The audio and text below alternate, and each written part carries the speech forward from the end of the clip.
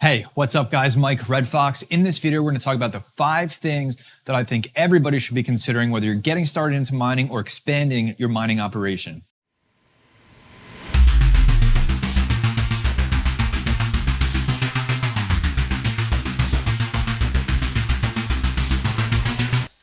So many of these things are things that I've run into in my mining career, and they're things that I either wish I knew earlier on or things that I wish I listened to when I heard about them. And the goal in this video is just to make sure you're prepared to either hit these roadblocks or try to avoid them. So in no particular order here, the 5 things that I would consider as you get into crypto mining or look to expand your crypto mining operation. And the first one, of course, is your budget. There's that old saying in investment is don't invest more than you can afford to lose. That is absolutely true in crypto mining. Just have the assumption that all this will go to zero. Don't cash out your 401k and buy a bunch of RTX 3070s. I think that's a bad idea. That can leave you and your family and the people you care about in a really bad position if all this goes south.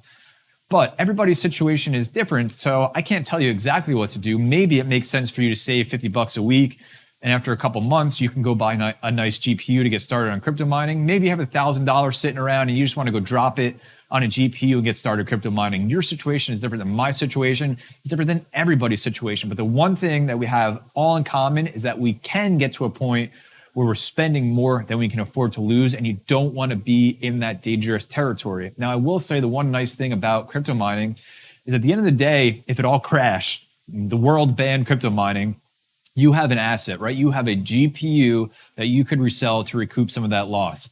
Can't necessarily say the same thing for ASICs or FPGAs, but at least for a GPU, it's a multi-use piece of hardware that you could resell and recoup some of that loss. So that is one of the nice things about crypto mining. But again, don't invest more than you can afford to lose, please. The second thing that you should be considering if you're looking to get into or expand your crypto mining is time. I didn't realize how much time that this would take to not only maintain rigs, to troubleshoot rigs. But I mean, here's an example. Let's say you think I'm just going to build a 6-card rig, throw it in a closet, and it's just going to print money for me. Crypto mining is great. And one day you're going to get home from work, hard day at work. You're going to go sit on your couch, the beer you just opened, put your feet up, put the TV on. You're going to check on your rig on your phone. You're going to go, my rig is offline. You're going to have a decision to make. You could chill out and relax, or you can get in that closet and get that rig up and going again, because you might be missing out on 50 bucks a day. And that's time, right? And what caused it to go offline? You can go on and on and on from there, but these things happen, right? A GPU will go bad, a riser will fail, Windows will update and crash your entire rig. Mining software needs to be updated to bring more efficiency or better performance. You might want to add more GPUs, sell GPUs, like all these things take time. But I think the number one thing that takes the most amount of time, especially in the long run, is doing the accounting for all this. I'm talking logging everything, logging all your mining rewards, your break even. I'm in a place where I have to report all this stuff on my taxes like many of you are. But even if you're not, you should be keeping track of all this stuff to understand your investment, understand your break even point, understand where your money is going and how much money you're generating. So you're essentially going to be your own crypto mining accountant for a lot of this stuff. And I really did not realize how much time that would take when I first got into crypto mining. So build a system and refine a system that works for you so you can stay true to it and keep track of all this stuff over time. The third thing you should definitely be considering as you look to get into or expand your crypto mining operation is your electrical cost. Us miners, we live and die by electrical costs. You could pay 5 cents per kilowatt hour, or you could pay 35 cents per kilowatt hour, and that will inform the decisions that you need to make in your mining journey. And one of those is going to be what GPU to purchase. Because if you pay 5 cents per kilowatt hour, you can get some less efficient GPUs. You can maybe get some older GPUs, some RX 580s, 470s, and just do pretty good with them and probably break even on them pretty fast. If you pay 35 cents per kilowatt hour, by the way, if you pay 35 cents per kilowatt hour, God bless your soul. But if you pay 35 cents per kilowatt hour, you really got to be chasing efficiency, because that's the thing that's going to save you in the long run. So it's probably a better investment, not financial advice, to get some RTX 30 series GPUs, which are amongst the most efficient GPUs that exist. Because what's going to happen at some point, mining profitability is going to drop. That's either going to be more hardware comes online and outpaces the price, or the price drops and that just causes a drop in profitability. And so what's going to happen is we're all going to get phased out of mining based on our electrical costs. And the people that will get phased out first are the highest electrical costs with the least efficient GPUs. They will have to turn off their mining rigs and stop mining because they will be mining at a loss.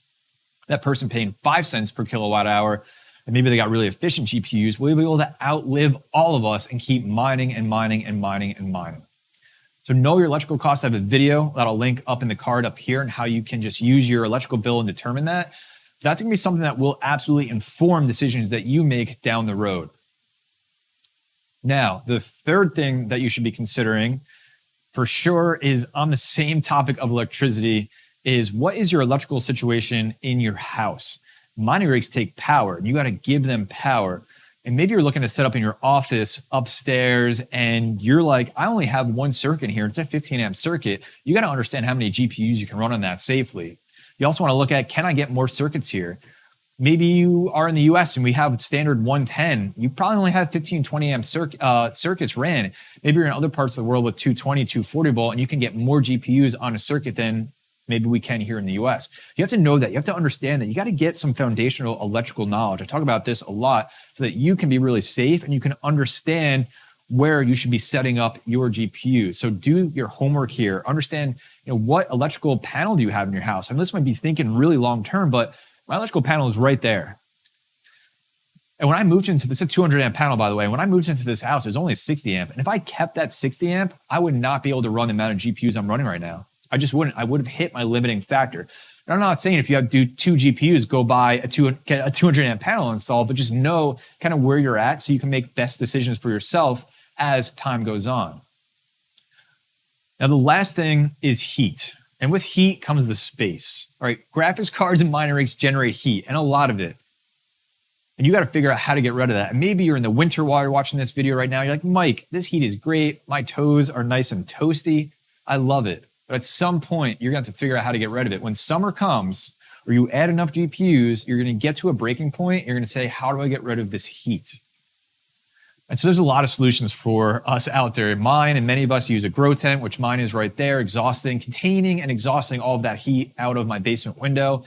There's others that will use a shed on their property and put all the rigs in there. Others will use garages or attic spaces, vent through roofs.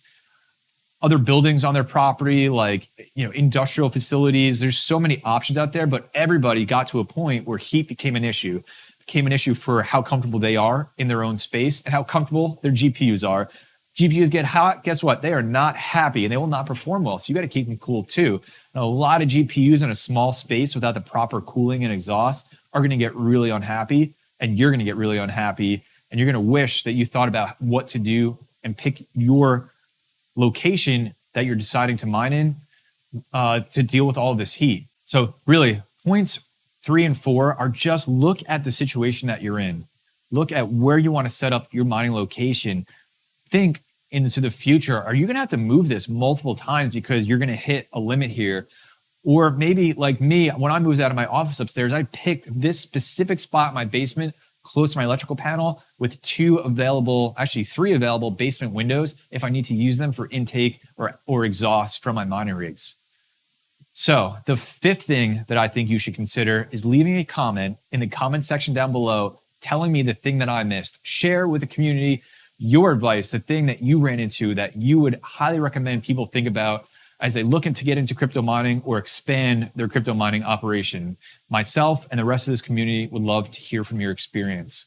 That's it, guys. Hope you enjoyed the video. Hit the like button if you did. Subscribe for more content on GPU mining. Jump in my Discord if you'd like to chat. Link is in the description below. And as always, take care of yourself, take care of each other, and I'll see you in the next video.